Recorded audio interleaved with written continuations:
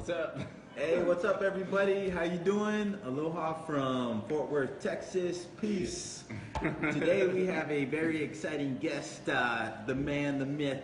Before we go any further, let me just say, I first heard about this gentleman right next to me in 2004. I think I was scrolling on Google or whatnot, and all of a sudden I saw this headline pop up that says, "Man breaks 24-hour world record with most miles ran."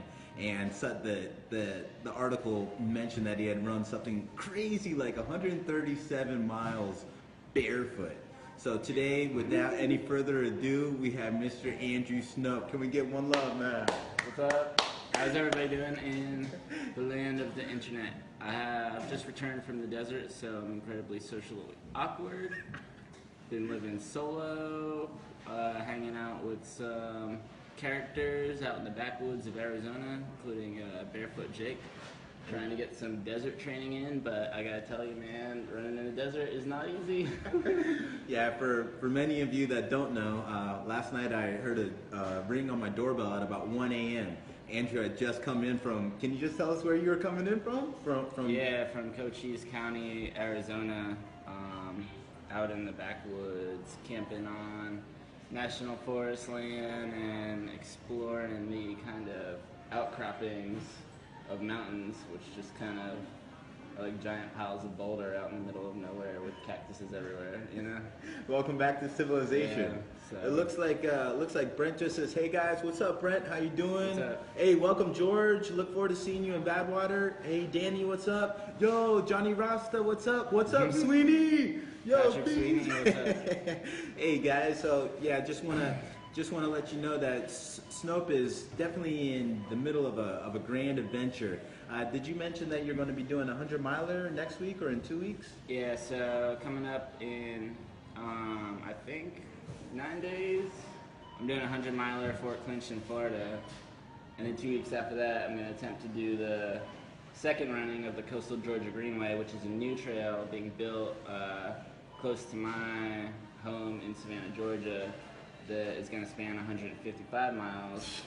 Wait, how long? 155 miles. 155 mile long. And this is all leading up to Vol State this year, running across Tennessee, which has just been my dream for a long time. Wow, right. I think one of our viewers, Patrick Sweeney, I think he's also running Vol State. If that's true, Patrick, just go ahead and leave a comment below. I see Chris Twiston said, how do you two legends deal with nerves before an ultra marathon? Andrew, would you like to answer this first? It's a kind of mental, philosophical thing that goes on in your head. Like, you know that you're going to do something tomorrow, so it's kind of like you have the choice in your head as to whether or not you're going to be nervous and like twiddle your thumbs, or if you're just going to like relax and enjoy the ride. See, I guess part of it is to not have too much expectations right beforehand. Like, you know, you've done your training up to that point, and to have like too much expectation in your head will cause you to not go into it relaxed, affect your heart rate. It's much better to just like concentrate on your breath and do whatever you do to get some sleep the night beforehand. And it seems like once you run a distance one time, it's a lot easier to sleep the night beforehand the next time. So I always get a good night's sleep before races, and I don't really know how, if there's a specific technique, but I'm just good at sleeping in general. So Yeah, well, that brings up an aspect of how I deal with nerves. Maybe 3 years ago, I got really involved in the concept of lucid dreaming, and how once in the lucid state of the dream, how you can migrate and use the dream state more so to practice with form, with mental preparation. So as Andrew touched on, using sleep as a means of fine-tuning mental preparation, I found that leading up to an event, the best means of getting in the zone per se is to allow yourself quiet moments, whether that's alone in nature, whether that's resting comfortably on a seat, whether that's moments before you go to bed, but just clearing your mind and allowing yourself to visualize yourself at the starting line, in the middle of the run, and at the end of the run. Of course, the actual experience itself will be quite different, but just allowing myself to kind of mimic the feeling that I may be feeling at those different junctions of a race. Those are ways that I calm the nerves. But trust me, I still feel like puking no matter how prepared I am. Is that true for you too? Two things. First, at the beginning of the race, you're always going to be nervous, and that's a good feeling. Like, you just don't want the adrenaline to take over and to go out too fast and run those first 2 miles at like 6:30 pace without realizing it, and then all of a sudden you're like, oh wait, this is a lot longer race than 2 miles. Right. It looks like what Seamus just say? The parakeet of protection says, "What's up, Soul Brothers?" What's up, Seamus? Hey, what's up, Seamus? Aloha. The other thing I would say, and this has been really useful for me, is to always carry the same pillow or the same blanket, one thing that's familiar to you and kind of smells like you, whenever you're in a new environment, because your animal instinct brain, the first time you're in a new spot, which is like, even if you're in a hotel before an ultra or whatever, there's such a thing called the first night syndrome, which is where your instinctual brain is more on alert because you're in a brand new environment with new smells and everything. So even on the rare occasions when I end up in a hotel room instead of my own sleeping bag, I bring my own pillow in so that I have something familiar around me to allow my body to relax and feel comfortable, you know? Absolutely. Just having something to kind of something familiar to yourself that will allow you to be more comfortable in a new situation. Something that, like, you know, just an item of relaxation that is not something totally alien to you when you put yourself in a new environment. You know? Absolutely. Well, hey, thanks for everyone still tuning in. What's up, Jacob Gibbons? What's up, Matthew Monando? It says, thank you so much, guys, for the advice. I really appreciate it. Yeah, Chris, absolutely. If you have any questions tuning in, once again, I'm here with ultra running phenom and world record holder Andrew Snope of Savannah, Georgia, and we're talking all things running, all things nutrition and training. What can I do to grow a fuller mustache? We're the wrong people to ask that, man. Hold on, let's get close. Look.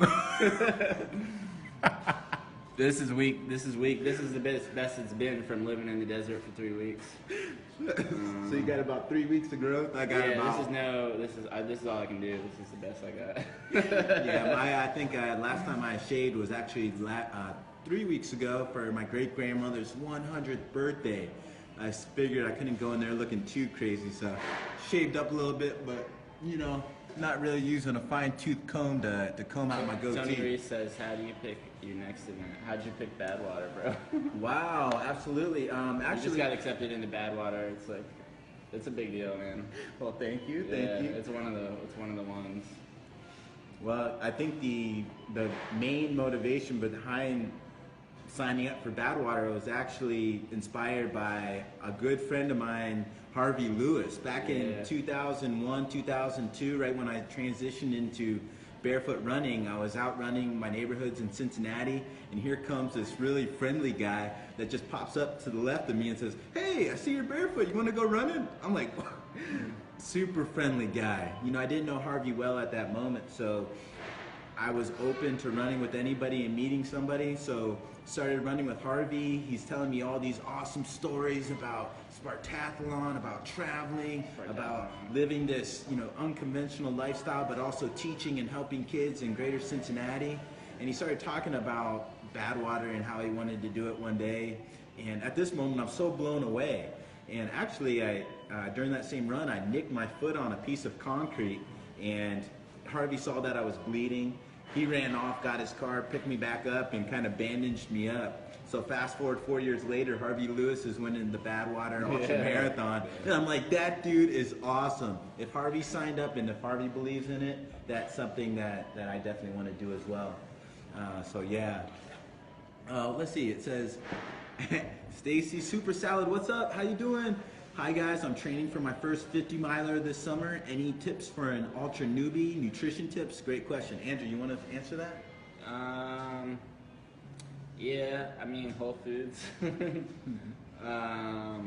Most of the time, I avoid grains and high carb foods and try and get in more healthy fats than the traditional American diet. which includes a lot of avocado and coconut oil, which are really dense calorie sources. And I mean, I know it's trendy to be like a fat-adapted athlete right now, but for me, in the longer distance, it just makes sense to have a higher fat diet so that you can more easily access your skin cells as fuel when you need them, instead of just running out of glycogen. You know what I'm saying? So more so whole foods, avocados, foods high in fat. I mean, I'm not saying I don't eat ice cream. Right on, me too, man. You know what I'm saying? We love ice cream. We love ice cream. I still live life like I'm a human being. Everybody needs a little ice cream once in a while. Viva Ben and Jerry's. But the majority of the time, I am eating like pretty healthy whole foods. Actually, I get most of my calories usually in like mostly one big meal a day too, and then this trains me to just like make do with what I have the rest of the time, so that I don't have to worry about as much nutrition while I'm actually racing. You know? And just to let you all in, I've met Andrew a couple times before this, and just seeing how dialed in he has his nutrition is absolutely remarkable. Like, in his head is a wealth of knowledge, and I'm still trying to like pick it out to see what he's doing. But to be able to run 17 hours and a 100-miler and 137 miles in 24 hours, he's really been able to fine-tune it. So I highly recommend, if you have an opportunity to, just send Andrew a friend request. Would you be open to people just asking you questions? And absolutely. Cool. I had my first experience coaching someone earlier this year, and it was a really awesome experience, man, just because we both learned some stuff along the way, and the woman had a goal race, and she came in first place, second overall, and took an hour off her time from the previous year. Wow, man. And part of that was nutrition, part of that was increased volume, mileage, but I love like getting together with other people and hearing what other people are trying and talking about what I'm trying and just sussing out what works best for everybody. And it's kind of an individual thing, but there's a lot to be learned from other people and sharing information, you know? Amen, man. Yeah. Who's the client? Who did you work with? Catherine Torriello. Catherine, good job. That's awesome. She's awesome. Man, that's great. Let's see. Jordan Bukar, my good friend from North Canton, Ohio, asks, do you guys stop to pee or just keep going? Well... well, there's several things. You can tell them about Peebo.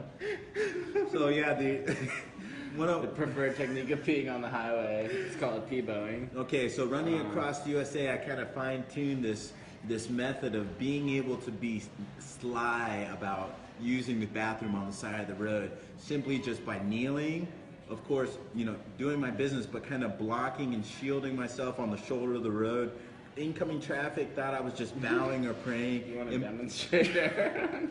It's kind of like, here, I'll just say you're right here, you're kind of, you know, bent down right here, so you kind of thigh to the highway. Thigh to the highway. You said it right. Yeah. What about you? Do you have any type of, do you try to go to the bathroom beforehand? Do you find you have to use the bathroom during your long runs? I like to try and pee while I'm running, just because I'm a guy and I have this superpower that I like to experiment with, and sometimes it works and sometimes it doesn't. It's probably I think everybody's tried it just to see if they could, but you kind of just slow down to a trot and tilt your body a little to one direction, and hopefully the wind isn't blowing at you, right? Hopefully that's the case. Yeah, that is true. You have to pay attention to wind direction. Oh, let's see. Hey, what's up, brother? John Boehm. Hey, how you doing, brother? Good to see you. Alex, what about grizzly grilling sauce? So quick backstory. John and I, we worked at Glacier National Park together, and we were working in the bar. Just having the opportunity to work with John has been absolutely remarkable. So I haven't used any grizzly grilling sauce lately, but there's this dank sauce. There's this awesome sauce here in Fort Worth. It's called Stubbs. So if you're ever in the area, northeast Texas, you got to get that Stubbs. What's up, Dante Rini? Hey, how you doing? Cooper, aloha, man. Yo, what's up, Craig Martin?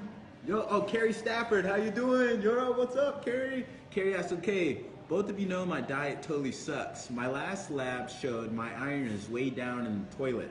Snope, are you eating meat or no meats? Oh, go ahead. You know, meat, but ideally from the place that I trust back in my hometown. I haven't been eating as well on the road. It's been really hard.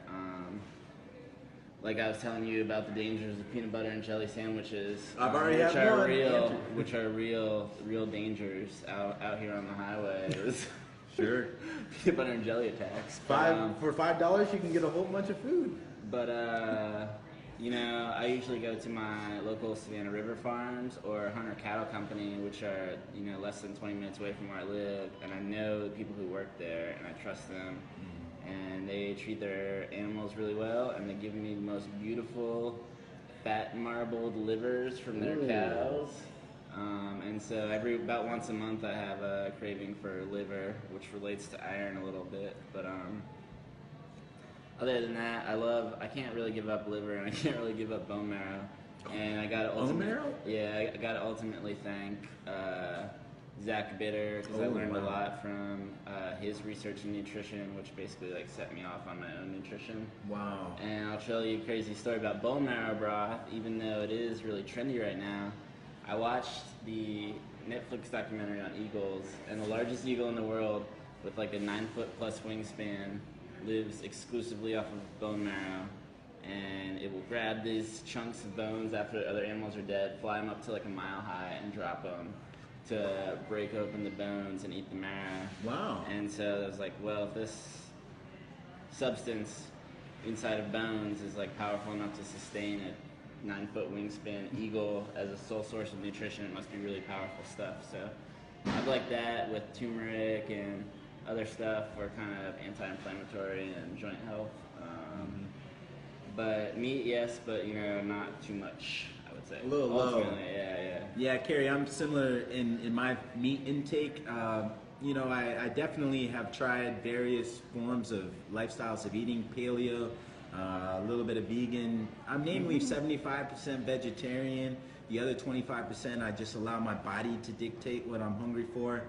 Sometimes that works. A lot of my friends that were with me running across the United States saw that, you know, by about a month in, I was eating all types of foods all across the boards, from McDonald's to peanut butter and jellies to quinoa. So really, I'm at a stage where I'm still young in my understanding of nutrition, so I'm still trying to dial that in. But right now, just tapping into my body, going inward, and seeing exactly what makes sense to my body. So a little bit of meats here and there, but mainly not. I just puked a little in my mouth. That's what Carrie said. Okay. Matthew wants to know. I'll cook you some Carrie. It'll be good. Matthew wants to know, where do you get bone marrow? I mean, again, I get it from the same farm at my local farmer's market. And I don't know what area you live in, but if you just make some calls, you can find a good source locally, I'm sure. Yeah. Awesome. So. Hey, what's up, Ross? What's up, Gabrielle? What's up, Todd Spitzer? What's up, Bob Africa, Mr. Leadman himself? What's up, Bob? How you doing? Suffer better, brother. Hey, Ryan asked, do you use any lotions or oils to keep your feet tough so they don't blister, get hot spots, or crack in or out of sandals, or shoes for that matter?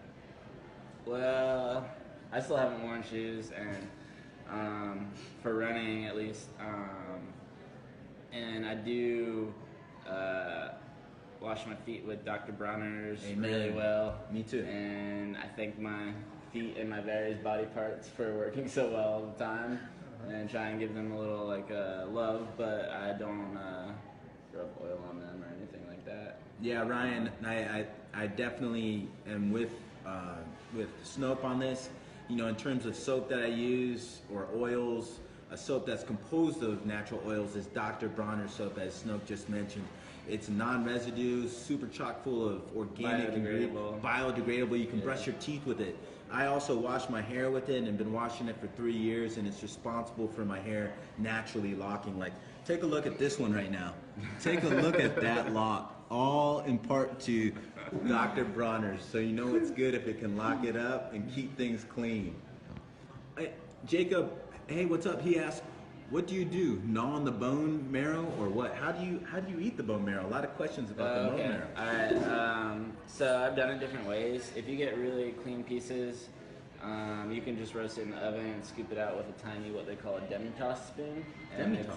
Yeah, and it's like a little kind of delicacy. But really the way to do it for the most part is to throw it in a crock pot with all of the sinews and extra connective tissue on the outside still, and just cook it for 24 hours on low heat. And then I boil that down, and I'll use that to poach eggs in, make vegetable soup, etc. And it's just rich. All the marrow cooks out of the bones, and you just discard the bones. Yeah, I don't know if I'm like yourself, but this is the first time that I'm hearing information about bone marrow. So, man, you're opening my eyes, and it looks like a whole bunch of people are really enjoying this information, man. Thank you for being open with that. Yeah. Oh, hey, what's up, Bids? Hey, Nicole. Hey, sending love from science class at Meacham Middle School. Hey, what's up, Nicole? Hey, Nicole. Let all your students know that that they can do it. Follow their dreams. Follow those passions. Young people are our future. So definitely, if you have access to young people, know that you're in a position to move their lives forward in a positive place. Definitely. Ryan says, thank you. I don't know any issues, but I want to make sure I don't, as I've seen others. Yeah. Go ahead. I was going to say one thing. If you're running barefoot and you're getting hot spots, then you need to adjust your form because or you need to like reduce the amount of mileage that you're doing, first of all, because that shouldn't be an issue with running, period. If you have shoes that fit, you shouldn't be getting hot spots in the first place. Or, I mean, I don't know about the shoes, but there's a way to run barefoot without getting any hot spots, you know? Yes, and that's like correct form running, and that's how I learned form, was being taught through that and like slowly adjusting it, you know? Yeah, let's make this clear. Snope, did you have any experience running before a couple years ago?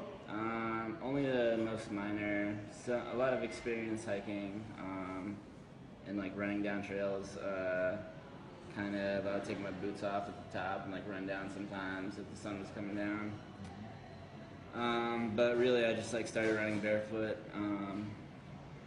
and then I never saw the need to get shoes, so I just never did. And that was about 3 years ago. Wow, 3 years ago. So he went from 3 years ago, not really actively training barefoot, but then to go on to break the world record for most miles run barefoot. So listen to this information. So could you pass on any types of past experience you had with being able to transition successfully to barefoot running, barefoot walking, barefoot hiking? I kind of spent a lot of time barefoot anyway. Like, I remember when I was in college, I'd visit my roommate's family in Augusta, and he was like, "Oh, that's Shoeless Andrew." Shoeless Andrew, love it. If when there was a choice, I just never had shoes on, and so it just kind of like made sense for me. And I started off really slow too, you know. Starting off slow, yes. Yeah.